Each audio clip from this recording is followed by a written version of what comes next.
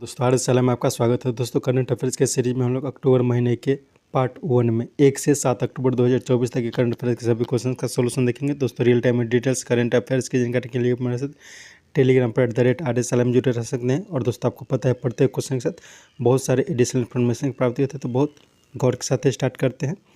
पहला क्वेश्चन है, ब्रुनेई में आयोजित वुशु के 9वीं विश्व जूनियर स्पर्धा में भारत 2 स्वर्ण तथा 1 रजत सहित कुल 7 मेडल जीते। इसमें किसने स्वर्ण पदक जीता? तो इसमें स्वर्ण पदक जीता गया है आर्यन और शौरी के द्वारा। वैसे इन सभी के द्वारा मेडल जीता गया था, कुल 7 मेडल जीते गए हैं। इसमें आर्यन और शौरी के द्वारा स्वर्ण मेडल जीते गए थे। नागभिंगवी बोरफुकन इनके द्वारा सिल्वर मेडल जीते गए हैं। तनिष नागर और अभिजीत के द्वारा, और दिव्यांशी और युवराज इनके द्वारा ब्रॉन्ज मेडल जीते गए हैं।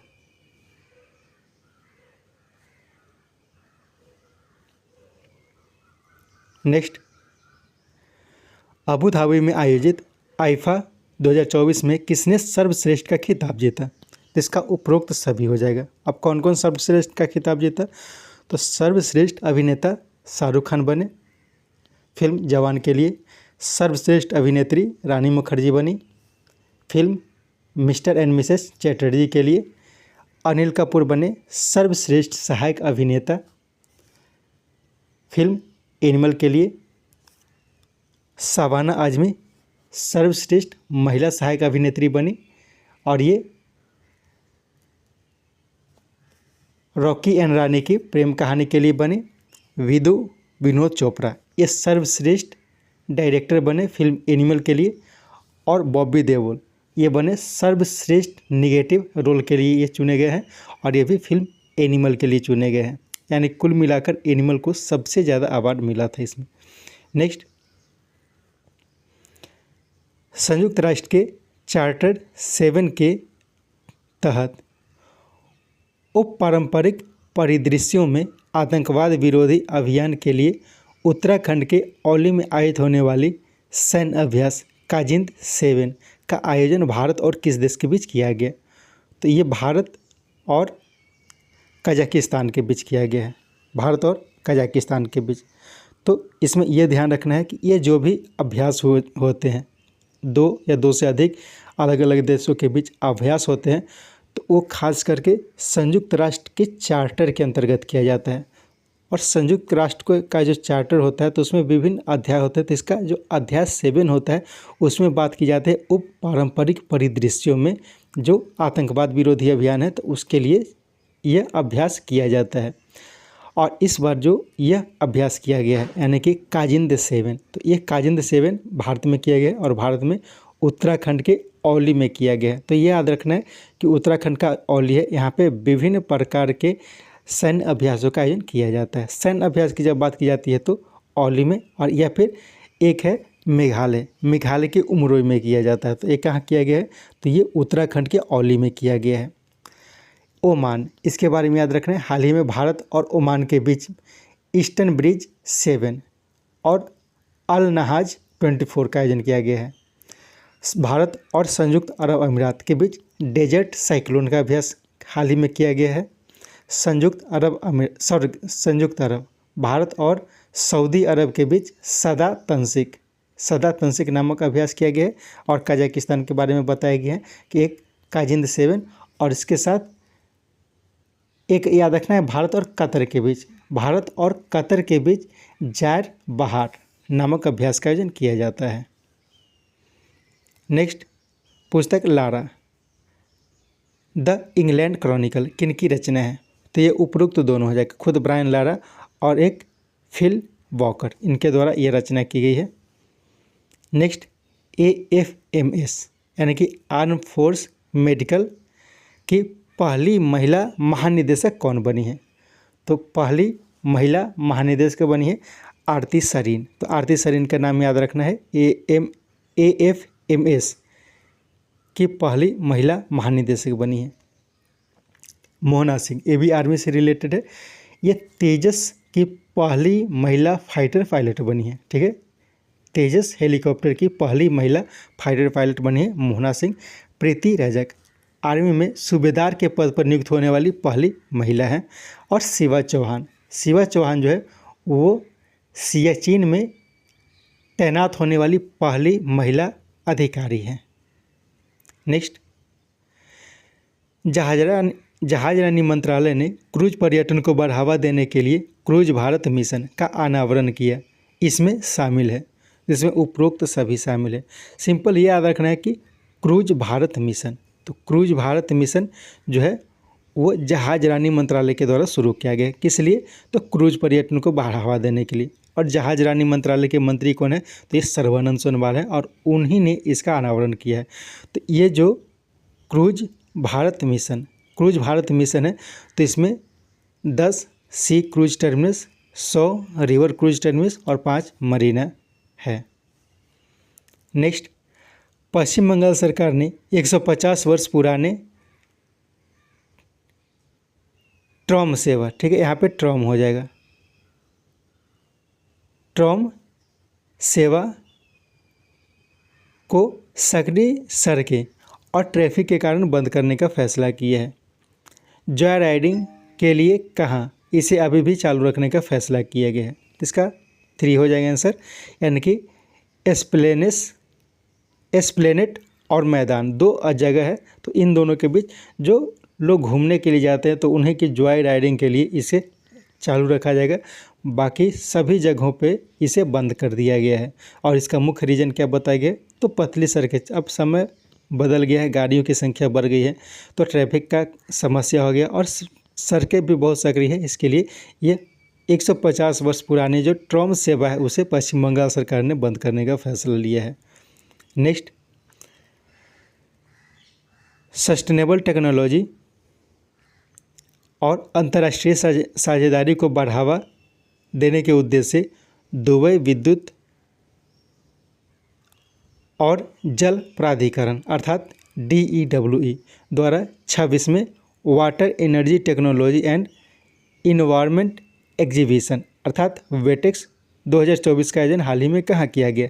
तो आयोजन किया गया है दुबई में। तो याद रखना है, सस्टेनेबल टेक्नोलॉजी और अंतर्राष्ट्रीय साझेदारी को बढ़ावा देने के लिए यह आयोजन किया गया है वेटेक्स 24। तो याद रखना है वेटेक्स 24 ये जो है वो दुबई में आयोजित की जाती है। नेक्स्ट, जामथा नागपुर के पास राष्ट्रीय राजमार्ग प्राधिकरण के द्वारा 8000 से अधिक प्रजाति के पौधों वाला देश का पहला ऑक्सीजन बर्ड पार्क का उद्घाटन किसने किया? तो ये किया गया केंद्रीय मंत्री सड़क राज परिवहन मंत्री के द्वारा किया गया है, नितिन गडकरी के द्वारा। ठीक है, तो याद रखना है नागपुर में एक जगह है जामथा, वहीं पे देश का पहला ऑक्सीजन बर्ड पार्क का उद्घाटन किया गया और इसमें 8000 से अधिक प्रकार के पौधों को लगाया गया है। नेक्स्ट, सबसे कम 594 पारियों में 27,000 रन बनाने वाले खिलाड़ी कौन बने? तो ये बन गए हैं विराट कोहली। रोहित शर्मा के बारे में याद रखने, हाल ही में एक अवार्ड वितरण का कार्यक्रम किया गया था और उसमें एमआरएफ के द्वारा बेस्ट बैट्समैन का अवार्ड दिया गया था रोहित शर्मा को। जसप्रीत बुमराह, इनके बारे में भी याद रखना है, हाल ही में आईसीसी टेस्ट बॉलिंग रैंकिंग जारी की गई है और इस आईसीसी टेस्ट बॉलिंग रैंकिंग में जसप्रीत बुमराह जो है वो पहले स्थान पर रहे हैं। नेक्स्ट, हाल में चर्चा में रही किस मिसाइल को अमेरिका ने बनाया है? तो हार्पून नामक एक मिसाइल है जो बहुत चर्चा में है, जिसे अमेरिका के द्वारा बनाया गया और ये सबसे ज़्यादा चर्चा में तब आ गई जब अमेरिका ने इसे ताइवान को निर्यात किया था। फतेह 2 और जिहाद ये दोनों जो मिसाइल है ये ईरान के द्वारा हाल ही में विकसित किया गया था और हवासंगपो 11DA 4.5 ये बहुत खतरनाक मिसाइल है और ये उत्तर कोरिया के द्वारा हाल ही में बनाया गया था। Next, international kho kho federation के सहयोग से पहले खो खो वर्ल्ड कप 2025 का आयोजन कहाँ किया जाएगा, जिसमें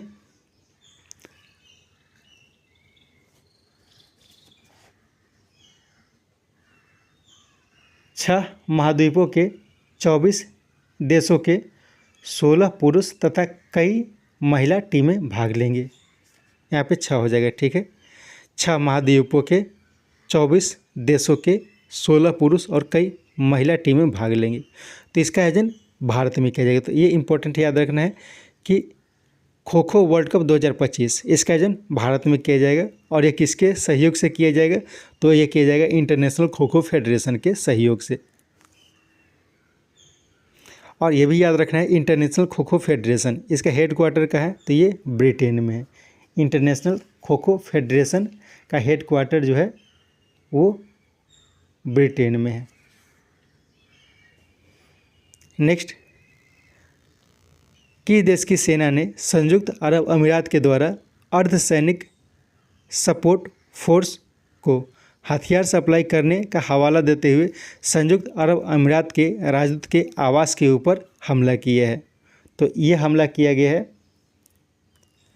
सूडान के द्वारा। सूडान में क्या है कि सूडान की आर्मी और वहीं पे सूडान के अर्धसैनिक सपोर्ट फोर्स, तो दोनों में युद्ध चल रहा है, यानी कि गृह युद्ध जैसा समस्या है। तो यह कहा जाता है कि संयुक्त अरब अमीरात जो है वो सूडान के अर्धसैनिक सपोर्ट फोर्स को हथियार सप्लाई करता है, जिसके कारण वो युद्ध को बढ़ावा दे रहा है। और इसी को देखते हुए जो संयुक्त अरब अमीरात के राजदूत का आवास सूडान में है उस पर हमला हाल ही में किया गया था। लेबनान में पता है, इजराइल, लेबनान, ये सब का युद्ध पता ही है। नेक्स्ट, नीति आयोग ने किस राज्य के सहयोग से पहले chapter of women's entrepreneurship platform launch किया है? वी हब इसका नोडल ऑर्गेनाइजेशन के रूप में कार्य करेगी। इस मंच का उद्देश्य महिला उद्यमियों को सहयोग प्रदान करना है। तो ये शुरू किया गया है तेलंगाना के द्वारा, ठीक है। तेलंगाना में नीति आयोग के सहयोग से पहले state chapter of women entrepreneurship platform को लॉन्च किया गया है। और वी हब यानी कि वुमेन एंटरप्रेन्योर हब इसका नोडल ऑर्गेनाइजेशन होगा। तो ये सब ध्यान रखना। वी हब क्या है, state chapter of women entrepreneurship platform क्या है, तो ये नीति आयोग के द्वारा शुरू किया गया है। और इसका मुख्य उद्देश्य क्या है, तो इसका मुख्य उद्देश्य है महिला उद्यमियों को सहयोग प्रदान करना है। और ये पहली बार अभी हाल ही में तेलंगाना में शुरू किया गया है। नेक्स्ट, किस देश में आयोजित होने वाली इस वर्ष 13 देशों की यूरो नेवल 2024 प्रदर्शनी में भारत के 3 एग्जीबिटर्स भाग लेंगे?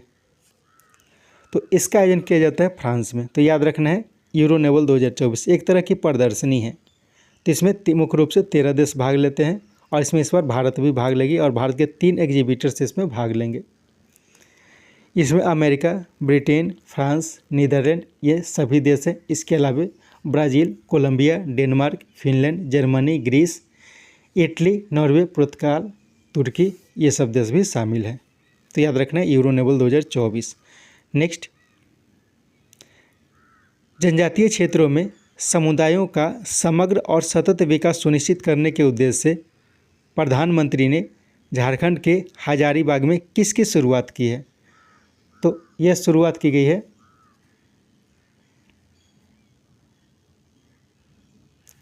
धरती आबा जनजातीय ग्राम उत्कर्ष अभियान। तो याद रखना है धरती आबा जनजातीय ग्राम उत्कर्ष अभियान ये हाल ही में झारखंड में प्रधानमंत्री के द्वारा शुरू किया गया है। इसके साथ बहुत सारे एकलव्य मॉडल रेसिडेंशियल स्कूल का भी उद्घाटन किया गया है। और ये जो धरती आबा जनजातीय ग्राम उत्कर्ष अभियान है, यह प्रधानमंत्री आदिवासी न्याय अभियान यानी कि PM जनमन अभियान जो है उसके अंतर्गत इसको शुरू किया गया है। सुभद्रा योजना यह उड़ीसा सरकार की एक योजना है जिसमें 21 से अधिक वर्ष की उम्र के सभी महिलाओं को मासिक भत्ता दिया जाएगा। और ये बहुत चर्चा में रही थी और इसका उद्घाटन प्रधानमंत्री नरेंद्र मोदी के द्वारा ही किया गया है। तो याद रखना, सुभद्रा योजना जो है वो उड़ीसा सरकार से संबंधित है। नेक्स्ट, क्लाउडिया शिवनाम किस देश की पहली महिला राष्ट्रपति बनी है? तो क्लाउडिया शिवनाम जो है वो हाल ही में मैक्सिको की पहली महिला राष्ट्रपति बनी है। हंगरी के बारे में याद रखना है। हंगरी में हाल ही में नए राष्ट्रपति बने हैं थॉमस सोलियोक। आयरलैंड के नए प्रधानमंत्री बने हैं साइमन हैरिस। स्कॉटलैंड के नए प्रधानमंत्री बने हैं जॉन स्वीनी। तो इन सब का नाम याद रखना है। नेक्स्ट, हाल में आयोजित टेनिस का चाइना ओपन 2024 का पुरुष एकल खिताब किसने जीता? तो ये खिताब जीता गया है कार्लोस अल्कराज के द्वारा। ठीक है, कार्लोस अल्कराज के द्वारा ये खिताब जीता गया है। अब यहाँ पे थोड़ा ध्यान देना है। यहाँ पे जितने भी टेनिस के मुख्य टूर्नामेंट है उन सब के बारे में मैं बताता हूँ। कार्लोस अल्कराज, जैसा कि हमने देखा कि कार्लोस अल्कराज जो है चाइना ओपन 2024 का खिताब जीता। इसके अलावा फ्रेंच ओपन और विंबलडन, ठीक है, फ्रेंच ओपन और विंबलडन जो है ये भी कार्लोस अल्कराज के द्वारा ही जीता गया है। जैनिक सिनर, इन्होंने ऑस्ट्रेलियन ओपन और यूएस ओपन का खिताब जीता है।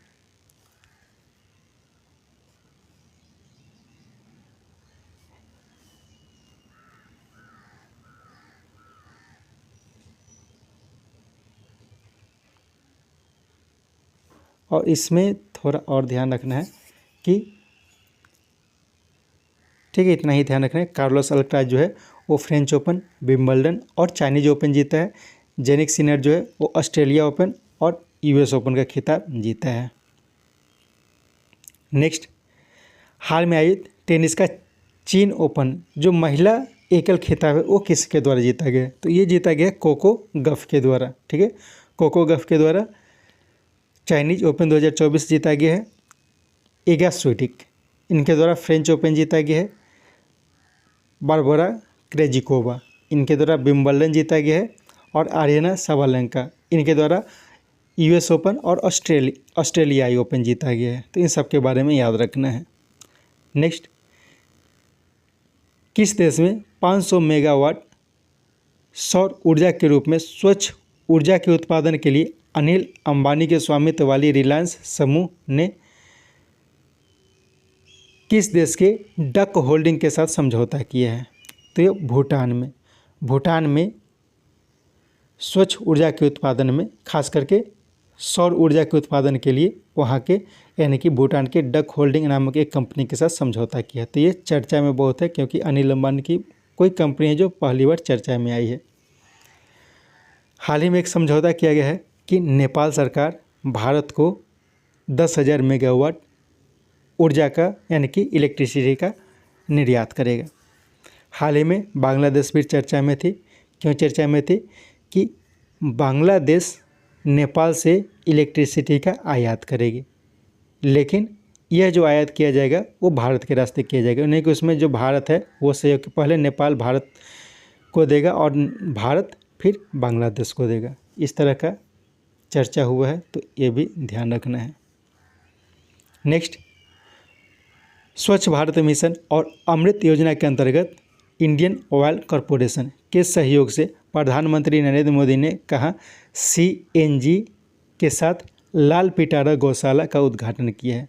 तो लाल पिटारा गौशाला ये बहुत चर्चा में रही है। तो ये हाल ही में ग्वालियर में इसका उद्घाटन किया गया है। तो एक गौशाला है जिसका नाम रखा गया है लाल पिटारा गौशाला। तो वो क्या है? तो वह आईओसी के सहयोग से शुरू किया गया है और उसमें से सीएनजी का उत्पादन किया जाएगा। ठीक है, सीएनजी का उत्पादन किया जाएगा। तो यह इस प्रकार का पहला कोई गौशाला खोला गया है और ये किस योजना के अंतर्गत किया गया है? तो ये स्वच्छ भारत मिशन और अमृत योजना जो है इसके अंतर्गत खोला गया है और ये आईओसी यानी कि इंडियन ऑयल कॉरपोरेशन के सहयोग से खोला गया है। नेक्स्ट, हाल में भूटान में आयोजित सैफ अंडर-17 का फाइनल किसने जीता? तो सैफ अंडर-17 यह इस बार भारत ने जीता है बांग्लादेश को हराकर और भूटान में इसका आयोजन हुआ था। नेक्स्ट, जो ऊपर क्वेश्चन बताया था उसी क्वेश्चन को यहाँ पे दिया गया है।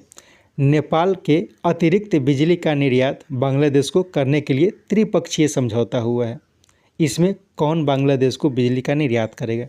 तो क्या है कि एक्चुअल नेपाल बिजली का निर्यात करेगा, लेकिन डायरेक्ट नेपाल बांग्लादेश को निर्यात नहीं करेगा। नेपाल पहले भारत को देगा और उसके बाद भारत जो है, यानी कि अपना देश भारत, इसे बांग्लादेश को निर्यात करेगा। यानी कि भारत जो है वो इलेक्ट्रिसिटी का निर्यात करेगा।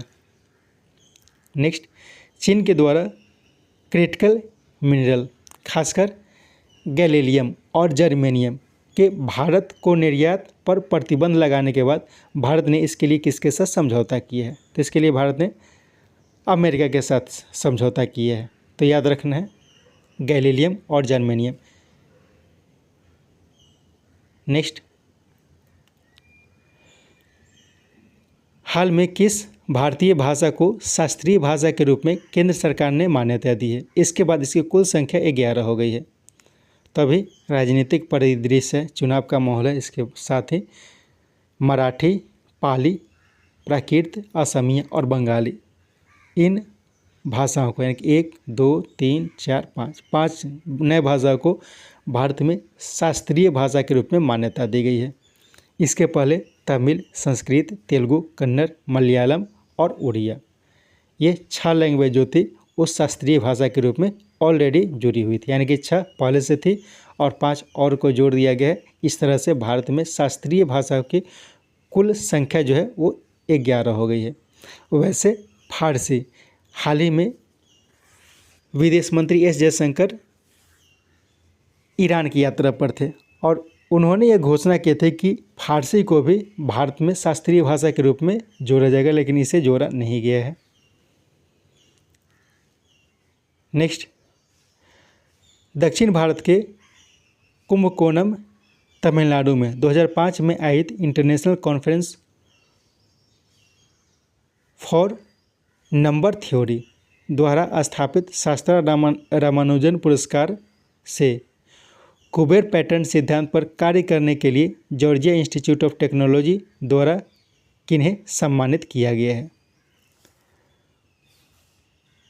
तो यह सम्मान दिया गया है अलेक्जेंडर डन को। अब क्वेश्चन को समझ लेते हैं। शास्त्र रामानुजन पुरस्कार यह हर साल दिया जाता है और इस बार का जो शास्त्र रामानुजन पुरस्कार दिया गया है वो अलेक्जेंडर डन को दिया गया है। सिंपल क्वेश्चन ये है। इसमें अब थोड़ा सा डिप में जब ज़्यादा जाएंगे तो क्या पता चलता है कि इन्हें किस लिए दिया गया है। तो मैथ में एक कुबेर पैटर्न सिद्धांत, ठीक है, कुबेर पैटर्न सिद्धांत है, तो उसके लिए इन्हें यह सम्मान दिया गया है।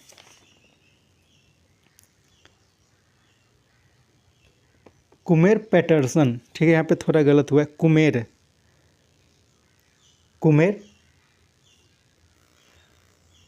पैटर्सन, कुमेर पैटर्सन सिद्धांत है, उस पर कार्य करने के लिए सम्मान उन्हें दिया गया है।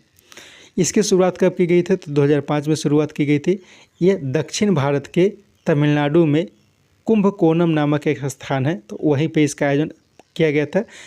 International conference on number theory, international conference on number theory का एक आयोजन किया गया था 2005 में और उसी समय इसका स्थापना किया गया, यानी कि शास्त्र रामानुजन पुरस्कार का स्थापना किया गया था।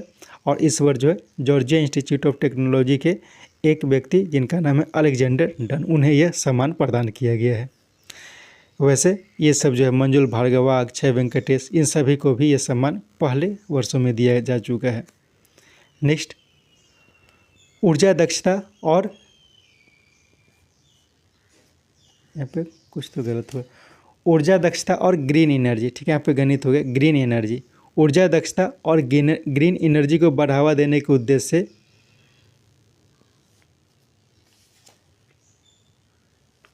फिर से क्वेश्चन को पढ़ते, इसमें थोड़ा टाइपिंग मिस्टेक है। ग्रीन दक्षता और ऊर्जा दक्षता और ग्रीन एनर्जी को बढ़ावा देने के उद्देश्य से बना किस वैश्विक संस्थान से हाल में भारत जुड़ा है? ठीक है, क्वेश्चन को एक बार फिर से पढ़ता हूँ। ऊर्जा दक्षता और ग्रीन एनर्जी को बढ़ावा देने के उद्देश्य से बना किस वैश्विक संस्थान से हाल ही में भारत जुड़ा है?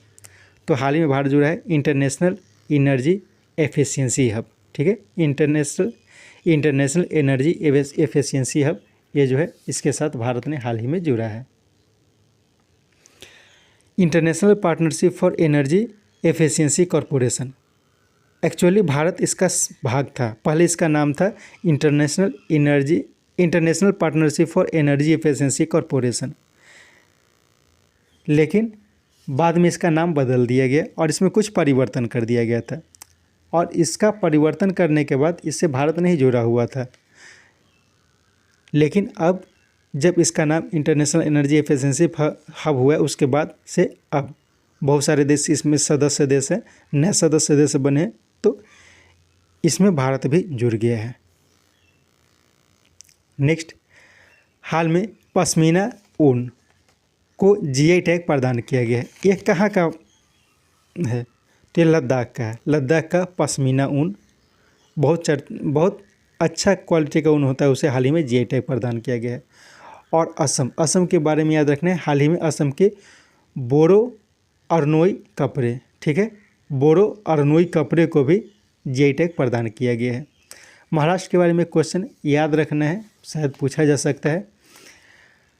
महाराष्ट्र का एक जगह है वासीम, तो वहीं पे बंजारा विरासत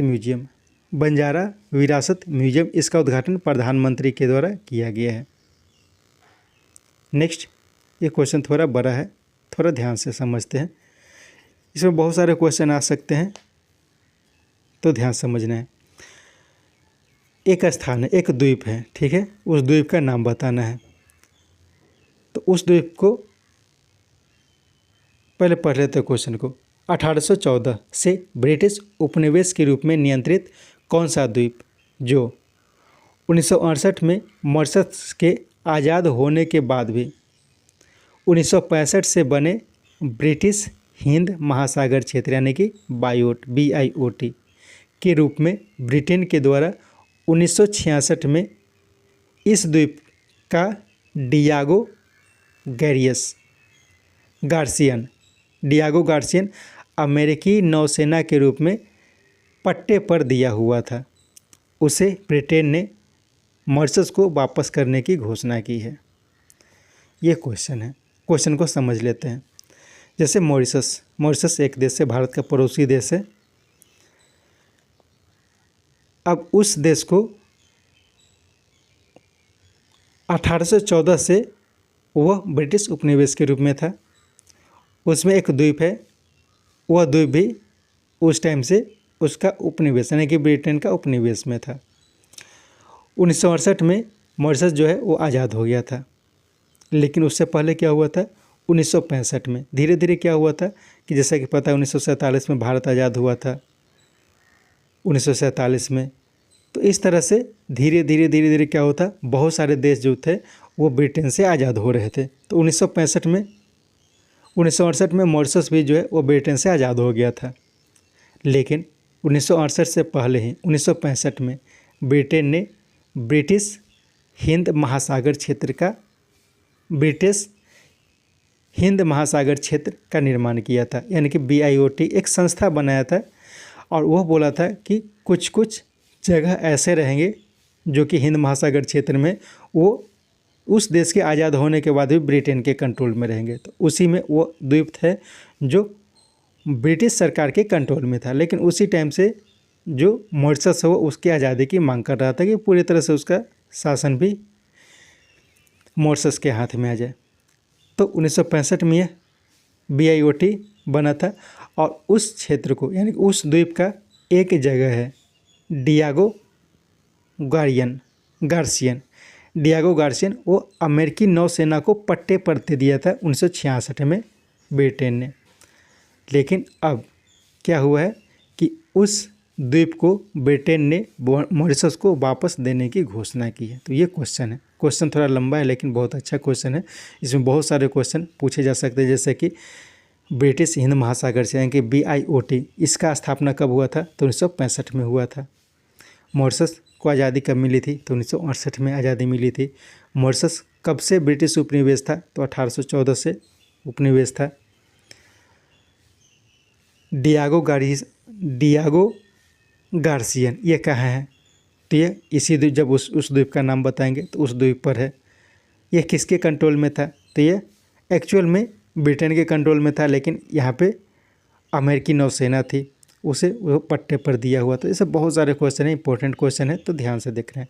तो उस द्वीप का नाम बताना है, तो उस द्वीप का नाम है चागोस द्वीप। ठीक है, चागोस द्वीप, ये बहुत चर्चा में है, चागोस द्वीप याद रखना। तो चागोस द्वीप अब किसका हिस्सा हो गया है? तो ये मॉरिशस का हिस्सा हो गया। पहले किसका हिस्सा था? ब्रिटेन का हिस्सा था। किस नियम के अंतर्गत? तो BIOT इसके अंतर्गत था। अब अगालेगा द्वीप, इसके बारे में भी याद रखना है। अगालेगा द्वीप कहाँ है? तो यह भी मॉरिशस में ही है, और हाल ही में यह चर्चा में थी। क्योंकि भारत सरकार ने यहाँ पर एक हवाई पट्टी का निर्माण किया था। अगाती द्वीप, ये कहाँ है? ये भारत में है, और भारत में जो मालदीव्स है, तो वहीं पर एक द्वीप है जो बहुत चर्चा में रहा था हाल ही में, कच्चा थीवू द्वीप। ये कहाँ है? तो ये भारत और श्रीलंका के बीच में है। पहले जो कच्चा थीवू द्वीप है वो भारत के कंट्रोल में था, लेकिन कुछ कारणों से राजनीतिक परिदृश्यों को देखते हुए ये कच्चा थीवू द्वीप जो है वो श्रीलंका के कंट्रोल में दे दिया गया था। लेकिन भारत सरकार, खास करके तमिलनाडु के लोग जो है इसकी मांग करते रहते हैं कि इसे वापस करना है। तो इसलिए इस क्वेश्चन को बहुत अच्छे से याद रखना है, इसमें बहुत सारे क्वेश्चन हैं। नेक्स्ट, क्वाड देशों के बीच आयोजित होने वाली 28वें नौसेना अभ्यास, जिसमें भारत और ऑस्ट्रेलिया के साथ जापान मिलकर मालाबार 2024 का आयोजन कहाँ किया? तो यह विशाखापत्तनम में किया गया है। तो सिंपल याद रखना है कि मालाबार 2024 का आयोजन हाल ही में कहाँ किया गया है? तो ये विशाखापत्तनम में किया गया है। अब क्या है? तो ये 28वें नौसैनिक अभ्यास है। ठीक है, यानी कि मालाबार का 28वां नौसैनिक अभ्यास है। ये किसके बीच किया जाता है? तो भारत, अमेरिका, ऑस्ट्रेलिया और जापान, जो कि क्वाड देश है, तो इनके बीच ये आयोजन किया जाता है। औली एक जगह है। कहाँ पे है औली एक जगह? ऊपर में मैं बताया था। तो औली एक जगह है उत्तराखंड में। उत्तराखंड में औली की जगह है, वहाँ पे काजिंद 2024 का आयोजन किया गया था। जैसलमेर में भारत और अमेरिका के बीच युद्ध अभ्यास का आयोजन किया गया था। उमरोई एक जगह है मेघालय में। हाल ही में भारत और मंगोलिया के बीच आयोजित होने वाली नोमैडिक एलिफेंट नामक एक्सरसाइज का आयोजन किया गया था। और मिलन 2024, ये बहुत सारे करीब 50 देशों के बीच एक नौसेना अभ्यास का आयोजन किया गया था, और ये विशाखापत्तनम में किया गया था। तो इसे भी याद रखना है। तो इन सारे क्वेश्चंस को याद रखना है। नेक्स्ट, 11 से 20 नवंबर के बीच बिहार के राजिर में आयोजित होने वाली महिला एशिया हॉकी चैंपियंस ट्रॉफी 2024 के शुभंकर और लोगों का अनावरण किया गया है। इसे मुख्यमंत्री के द्वारा लॉन्च किया गया है। तो इसमें शुभंकर जो है उसका नाम क्या रखा गया है? तो शुभंकर का नाम रखा गया है गुड़िया। ठीक है, तो क्वेश्चन में क्या क्या है? तो महिला एशियाई हॉकी चैंपियंस ट्रॉफी 2024 ये कहाँ आयोजित की जाएगी? तो ये बिहार में आयोजित की जाएगी, बिहार के राजगीर में। कब? तो 11 से 20 नवंबर के बीच। उसका शुभंकर और लोगो बनाया गया है। तो जो लोगो बना है तो उसमें क्या किया गया है? बोधि वृक्ष को दर्शाया गया है। ठीक है, बोधि वृक्ष को लोगो के रूप में मुख्य रूप से दर्शाया गया है। और एक शुभंकर होता है, तो शुभंकर किसको बनाया गया है? तो गोरैया, बिहार के राजकीय पक्षी कहा जाता है गोरैया स्पैरो। ठीक है, तो ये जो गोरैया या स्पैरो है तो वह एक इंडेंजर्ड प्राणी है, तो उसी को इसका शुभंकर बनाया गया है, जिसका नाम रखा गया है गुड़िया। तो क्वेश्चन को ध्यान से समझना है और याद रखना है। गोरैया एक पक्षी है, उसी के नाम पे गुड़िया बनाया गया है उस जो चैंपियंस ट्रॉफी होने वाला है उसके शुभंकर को।